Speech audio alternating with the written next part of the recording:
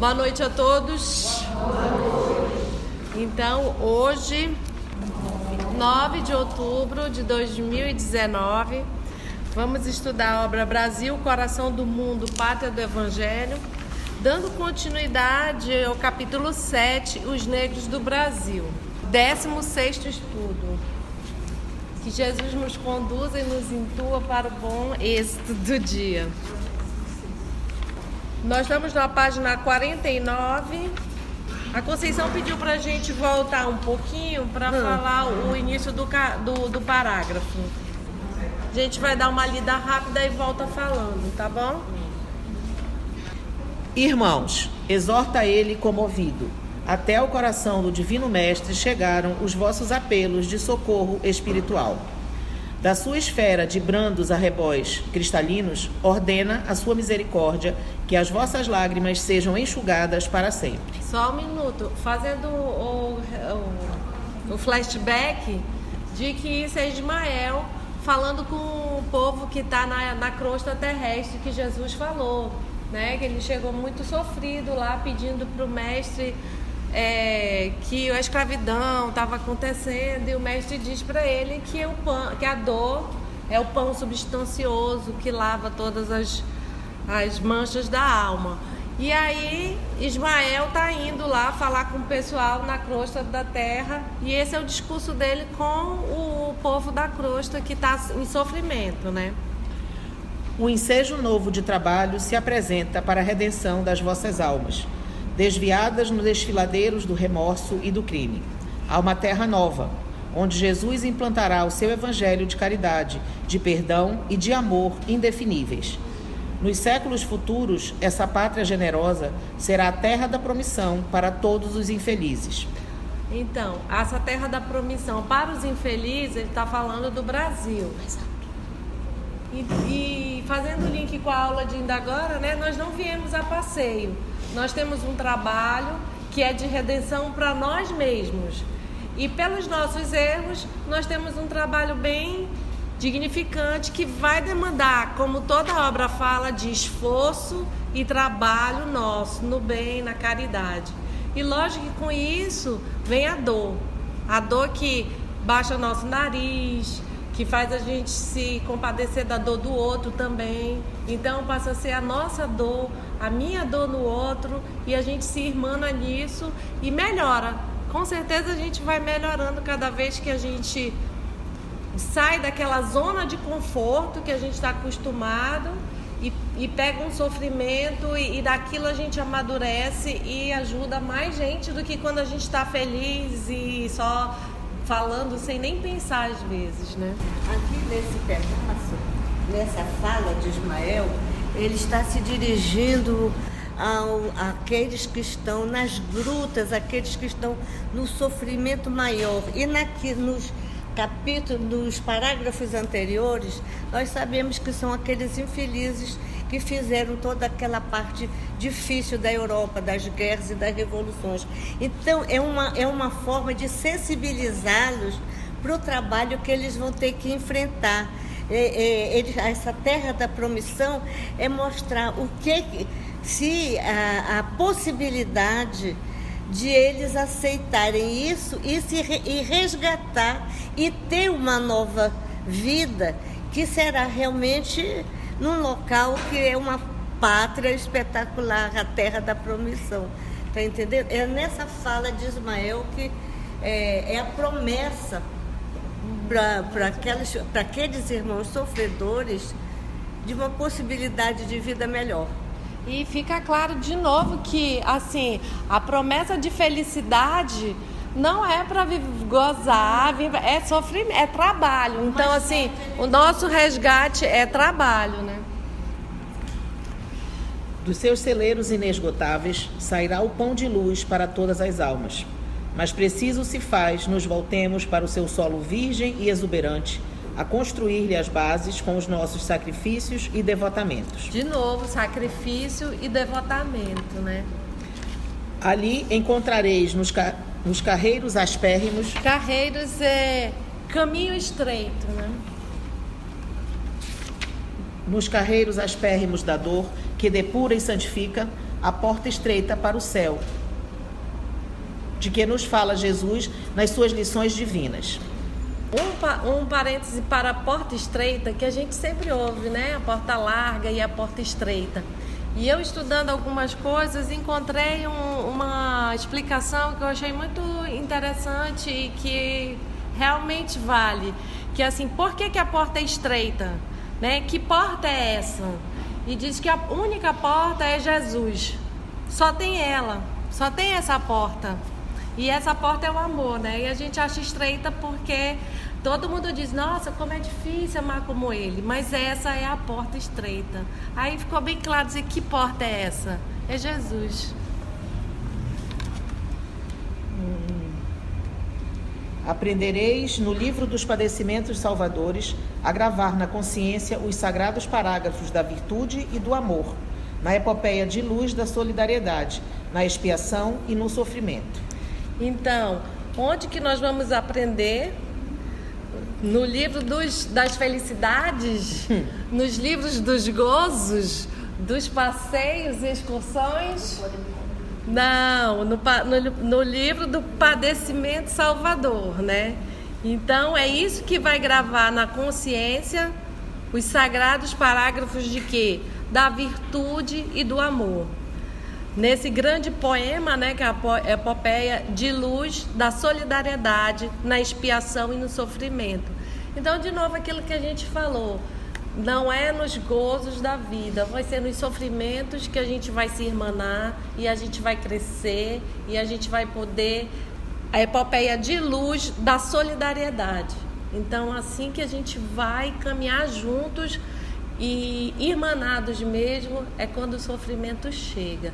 Não é uma alusão à dor, ao sofrimento isso, mas essa é a constatação de uma realidade, que no começo parece um sofrimento, quer dizer, é um sofrimento mesmo, é um sofrimento, mas depois que a gente cai de cabeça, que não tem como a gente se livrar, a gente vê tanta coisa que a gente aprendeu, cresceu e melhorou. A gente vê, quando a gente é assim, vamos dizer assim, que o meu marido costuma dizer, bala oca, né? A gente só faz barulho, pá, pá, pá. Mas quando a gente tem um conteúdo e a gente leva isso, muda tudo na vida da gente e das pessoas com quem a gente conversa. Então, assim, é realmente nesse caminho de conteúdo que a gente consegue crescer e melhorar.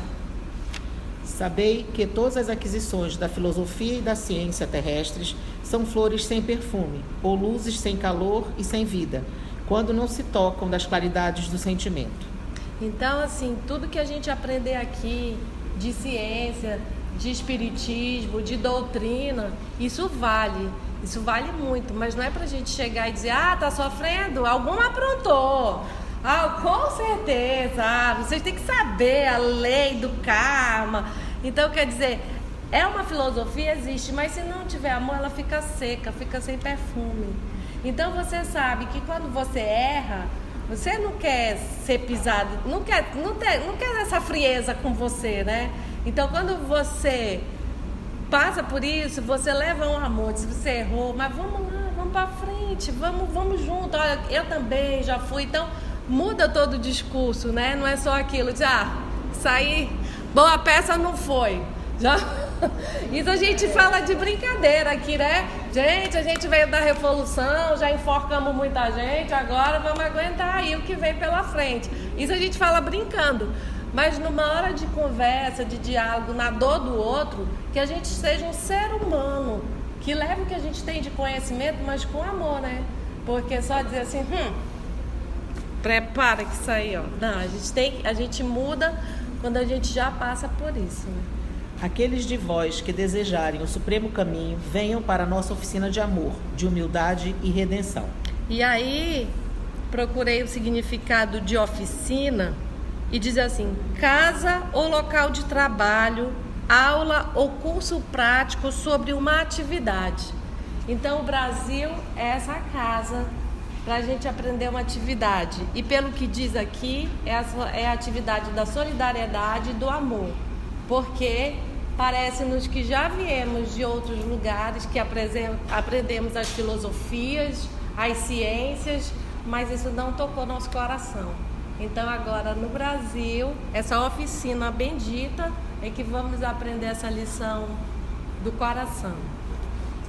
E aí, nas estradas escuras e tristes da angústia espiritual, viu-se então que falanges imensas, ansiosas e extasiadas, avançavam com fervorosa coragem para as clareiras abertas naquela mansão de dor e de sombras. Então, onde eles estavam, que eu vejo aqui assim, eles estavam nessas clareiras, nessas regiões de sombra e dor, porque só tinha um arrependimento lá do que foi feito na Europa, né? Então, assim, só tinha arrependimento, mas o arrependimento não resolve, né? Precisava trabalho. E aí, por isso que essa clareira de luz vir para o trabalho. E eles tiveram essa oportunidade, e aí chama essa oportunidade bendita, né? Todos queriam, no seu testemunho de agradecimento, beijar a bandeira sacrossanta do mensageiro divino. O seu emblema, Deus, Cristo e Caridade, refugia agora nas penumbras, iluminando todas as coisas e clarificando todos os caminhos. As esperanças reunidas daqueles seres infortunados e sofredores faziam a vibração de luz que então aclarava todas as sendas e abria todos os entendimentos para a compreensão das finalidades, das determinações sublimes do alto. E que é importante nesse parágrafo para mim é imaginar que eles estavam nessas sombras escuras, mas que essa esperança, ele escreve aqui, a esperança reunida deles iluminou, fez uma vibração de luz que aclarou todas as sendas e abria o entendimento para a compreensão das finalidades, das determinações sublimes do alto. Então, a esperança de trabalho deles, eu fiquei imaginando a força da esperança dentro desses corações tão sofridos que iluminou essas sendas, né? Porque ele falou que era crostas de sombras, né, e trevas. E aí esse desejo, essa esperança mesmo de poder se redimir iluminou tudo. Essas entidades, envolvidas pela ciência, mas pobres de humildade e de amor, ouviram os apelos de Ismael e vieram construir as bases da terra do cruzeiro. Foram elas que abriram os caminhos da terra virgem, sustentando nos ombros feridos o peso de todos os trabalhos. Nesse filão de claridades interiores, buscaram as pérolas da humildade e do sentimento com que se apresentaram mais tarde a Jesus, no dia que lhes raiou de redenção e de glória. Então, falando novamente dessas entidades que já tinham evoluídos, né, evolvidas pela ciência, mas pobres de humildade e amor, voltam à pátria aqui para trabalhar. E ele fala que nesse filão, o filão é uma fonte generosa, né? Nesse filão de claridades interiores, buscaram as pérolas da humildade e do sentimento, que é o que eles não tinham, né? O que nós não tínhamos, com o que se apresentaram mais tarde a Jesus no dia que lhes raiou de redenção e glória. Foi por isso que os negros do Brasil se incorporaram à raça nova, constituindo um dos baluartes da nacionalidade em todos os tempos. Ou seja, os negros vieram realmente e se misturaram. A raça nova, porque lá na Europa tinha os brancos, né, os caucasianos, era tudo.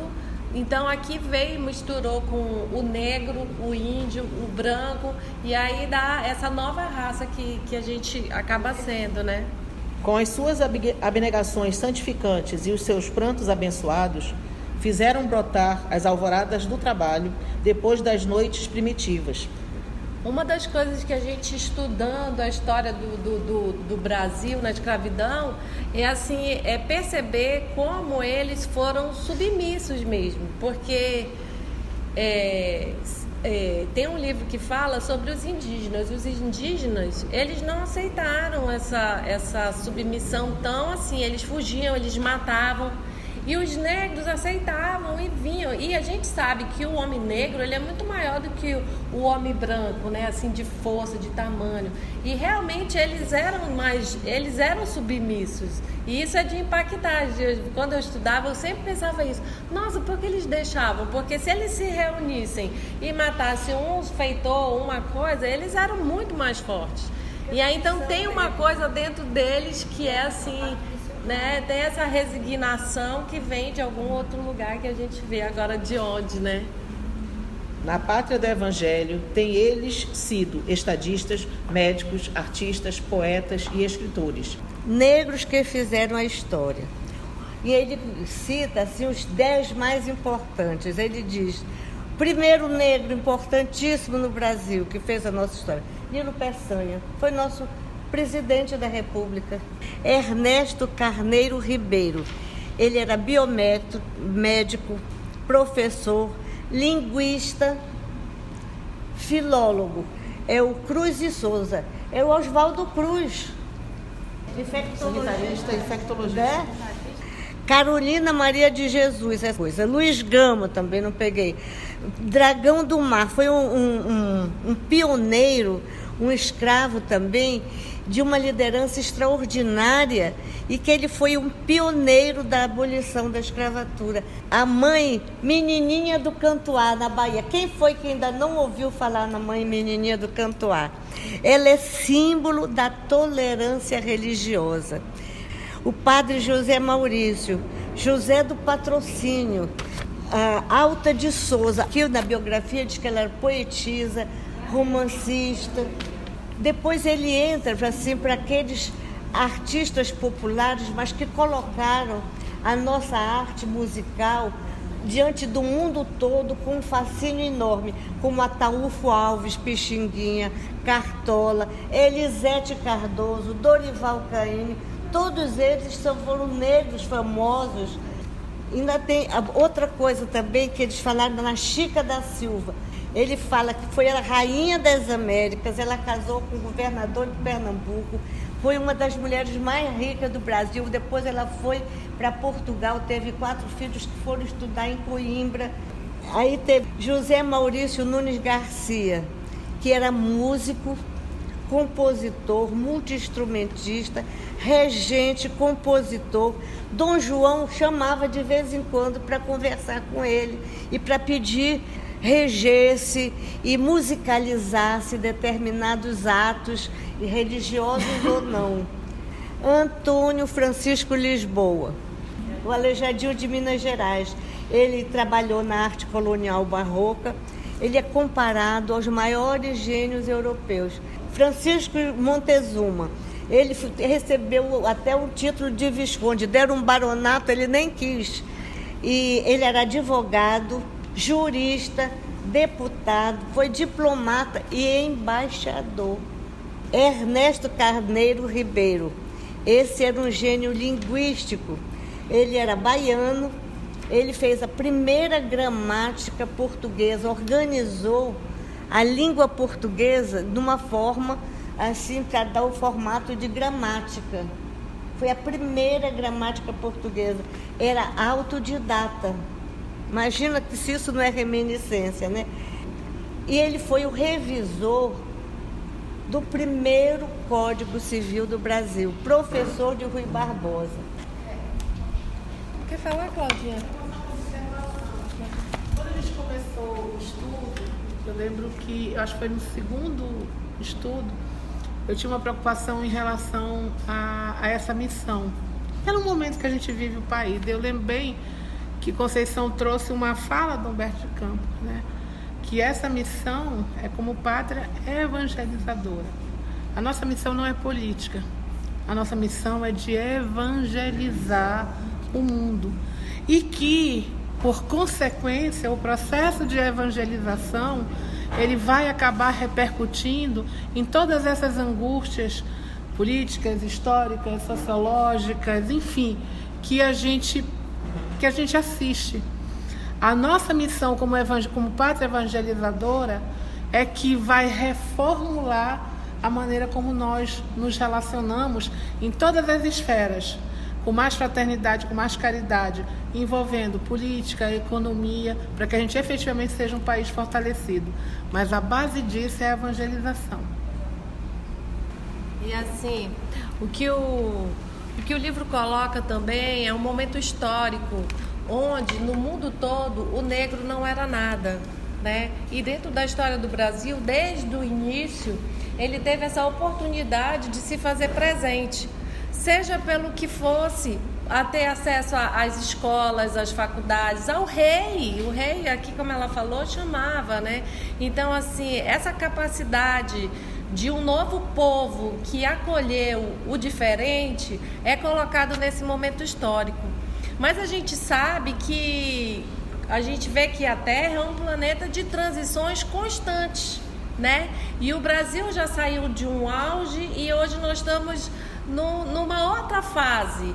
E aí isso volta pra gente para mostrar exatamente isso que a Claudinha está falando, a nossa intolerância. Nós ainda não nos evangelizamos. Então, enquanto não nos evangelizarmos, nós vamos voltar a humilhar quem é menor. Nós não vamos proteger os menores, porque não está dentro da gente. E enquanto não estiver dentro de cada um, não vai estar no Estado, porque o Estado somos nós.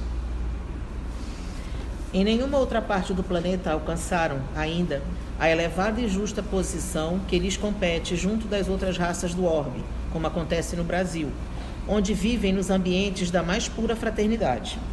É que o Senhor lhes assinalou o papel na formação da terra do Evangelho, e foi por esse motivo que eles deram, desde o princípio de sua localização no país, os mais extraordinários exemplos de sacrifício à raça branca. Então, tirando essa parte romanceada do momento, né, porque o Emmanuel coloca aqui, né, essa mais pura fraternidade, a gente sabe que eles sofreram muito. O próprio miscigenado que já tinha aqui também infligiu dores atrozes aos negros, mas apesar de tudo eles conseguiram, como Cecília colocou, toda essa mistura que somos todos nós hoje, né? Meus cabelos não dizem a origem do meu avô, que também é negro. Então, assim, de toda forma, eles estão presentes na história e faz parte da nossa história, né? Você mencionou muito bem, né, essa passagem, essa transição, né, da época da escravidão aos dias atuais. O Brasil é um país que não tem racismo. O Brasil tem preconceito de cor, né? Onde quanto mais clara a pessoa for, tem mais chance de galgar posição social. O racismo não existe. Acontece que a maioria dos brasileiros tem traços negroides, e esses traços negroides significam a base da nossa raça. Hoje em dia, todos espíritas sabem que é uma vestimenta. Daqui a alguns anos, né? É esse o propósito do Evangelho. Deus é tão, assim, inteligente que é o gene mais forte, né? Misturou o negro com qualquer coisa, negro. Então, assim, não tem como uma pessoa dizer, não, eu não tenho, eu sou pura, né? Desde o princípio de sua localização no país, os mais extraordinários exemplos de sacrificação à raça branca. Todos os grandes sentimentos que nobilitam as almas humanas, eles os demonstraram.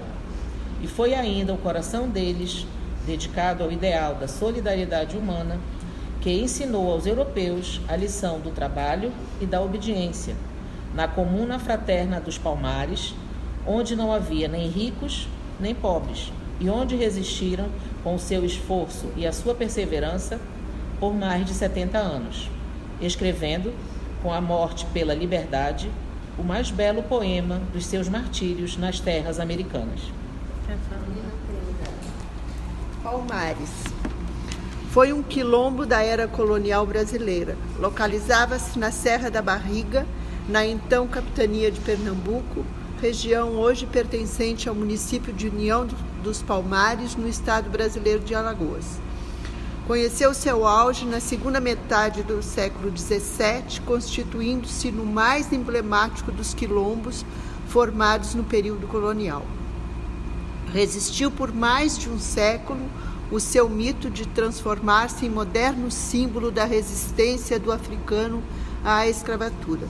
Os quilombos foram uma forma de rebelião contra a condição de escravo e chegaram a oferecer resistência contra o sistema escravista que obrigava homens e mulheres trazidos da África a prestarem serviços forçados de maneira desumana e sem qualquer tipo de remuneração.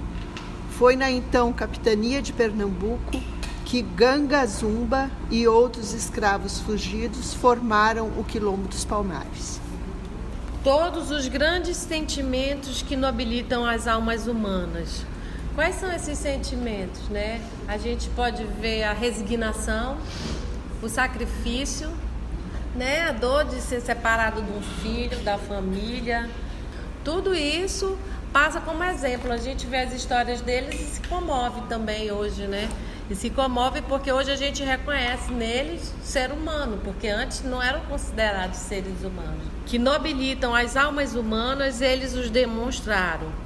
E foi ainda o coração deles, dedicado ao ideal de solidariedade humana, que ensinou aos europeus a lição do trabalho e da obediência. Porque se a gente voltar um pouquinho, a gente vai saber que o europeu não se... A gente é rebelde, né? Mas assim, a história começa lá na Europa, né? Então, como eles se rebelaram, se revoltaram, mataram, trucidaram, e agora chegou a vez de mostrar, de aprender o outro lado. E aí tudo isso eles sofreram de uma maneira calada, resignada, demonstrando também no exemplo do que eles passaram para todo mundo um diferente, o que é aquilo ali que está dentro daquele ser que sofre calado, que aprende, o que podemos aprender, o que tirar dali, né? Na comuna fraterna dos Palmares, onde não havia nem ricos nem pobres e onde resistiram com seu esforço e sua perseverança por mais de 70 anos, que foi a resistência que a Marisa trouxe pra gente, né? Que eles resistiram ali vários anos, alguns, né? Mas também ali não foi fácil, né? Sabe que dentro do mato eles viviam escondidos e acuados. Por toda parte, no país, há um ensinamento caricioso do seu resignado heroísmo. E foi por essa razão que a terra brasileira soube reconhecer-lhe as abnegações santificadas, incorporando-os definitivamente à grande família, de cuja direção muitas vezes participam, sem jamais se esquecer do Brasil, de que os seus maiores filhos se criaram para a grandeza da pátria no generoso seio africano. Aqui, né? Ele fala assim: por essa razão que a terra brasileira soube reconhecer-lhes as abnegações santificadas. Santificadas para a terra brasileira? Não, santificadas para eles mesmos, né? Que estavam naquele sofrimento de dor, na crosta, nas sombras, nas grutas, né? E vieram para se redimir, para conseguir esse trabalho, para se iluminar. Então a resignação a gente sabe que não é para as terras brasileiras, porque a gente sabe que isso nos causa um grande débito coletivo. Então essas abnegações santificadas a eles mesmos, a cada um deles, né? Incorporando-os definitivamente à grande família. Que grande família é essa? A humanidade. Como eles puderam se reerguer, de cuja direção muitas vezes participam. Como espíritos, eu acredito que retornam como líderes. Nós vimos aí quantos líderes ela leu: Lilo Peçanha, a gente tem também Lima Barreto, Machado de Assis. Então todos esses também voltam e dão exemplos, né? De cuja direção muitas vezes participam, sem jamais se esquecer do Brasil, de que os seus maiores filhos se criaram para a grandeza da pátria no generoso seio africano. Então fica a história dos irmãos negros nesse finalzinho aqui do capítulo, assim, bem marcante para nós, sabendo que há muita injustiça, mas nenhum injustiçado. E o que foi uma dor, isso nos consola, porque a gente sabe que uma dor muito maior eles conseguiram purgar. de onde eles vieram, de tanta dor, que o próprio Cristo chama Ismael e diz: Ismael, vai lá e tira isso, né? Então, assim, o que é um grande sofrimento foi uma luz para todos, né? Então, para nós também, e para a história do Brasil, a gente vê que ele está falando as bases da história do Brasil, também formada por eles. É uma opinião minha, tá? É assim, pelo que eu vejo, pelo que eu já li, isso aí é o que todo mundo quer. Isso aí foi o que a gente foi ensinado a vida toda. Vamos lutar, vamos nos reunir e lutar. Mas o teu filho em casa, o meu filho em casa, está desamparado. O meu pai está jogado, né? Eu não consigo trocar uma palavra com meu irmão. Então, assim, na rua, a gente conclama guerra. E em casa? A gente esquece dos nossos. Em casa. O Haroldo Dutra Dias disse que o mundo não vai se acabar em tsunamis e revoluções. É loucura e suicídio. E tem um mundo mais louco do que esse? Onde os jovens se matam? Onde as pessoas não conseguem conversar?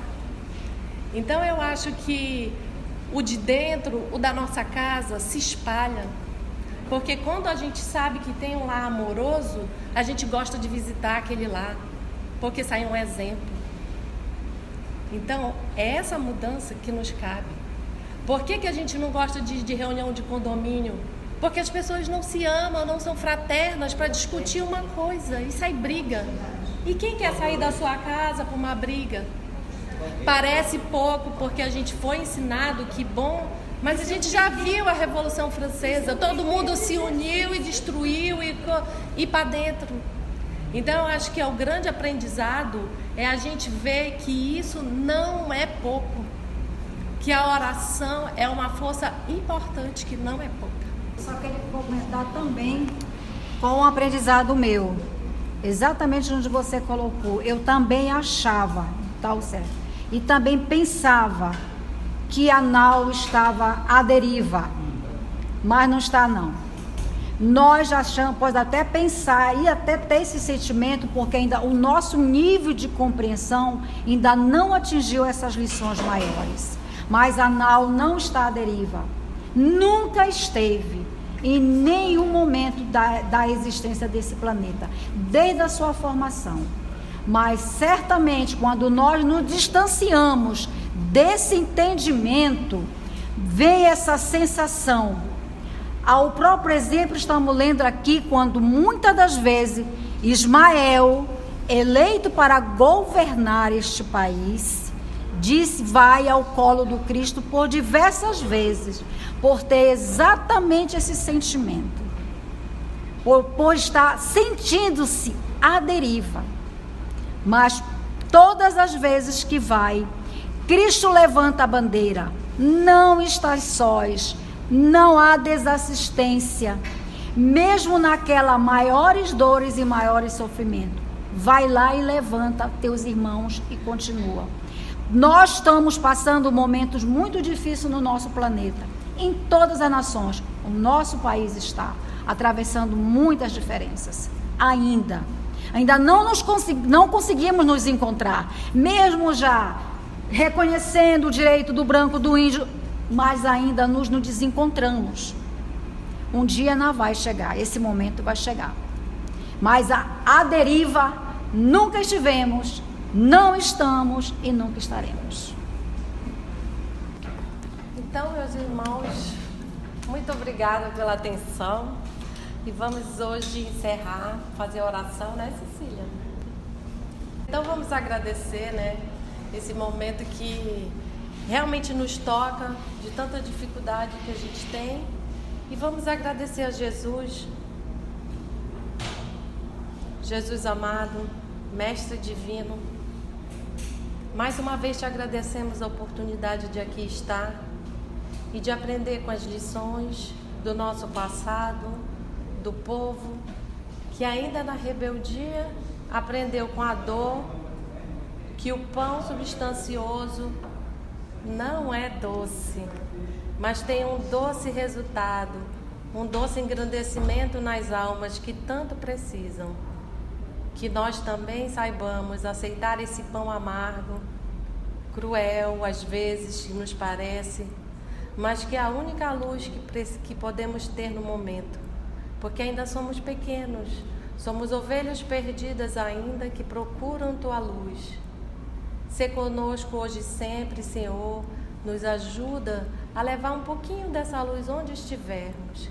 E Te agradecemos sempre Tua imensa misericórdia, porque sem ela não conseguiríamos caminhar. Que assim seja. Sim, sim.